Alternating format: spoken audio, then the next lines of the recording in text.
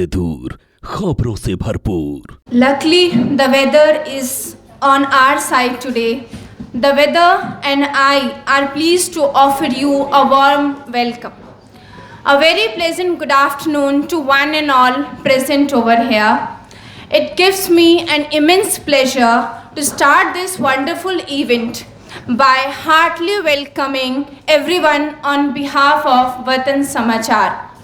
Watan Samachar is an independent news platform that helps people to remain informed factually and to think freely.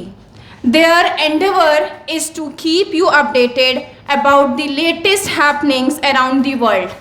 Watan Samachar have become one of the fastest growing news and information brand in India.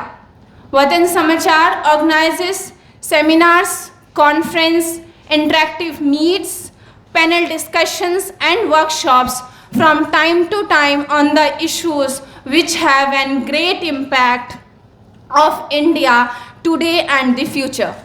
These events are organized under the banner of Watan Samachar Forum. And now my very special welcome goes to Mr. Ahmed Ji from Watan Samachar, and he is working tirelessly so that people around the world may get informed factually and to think freely.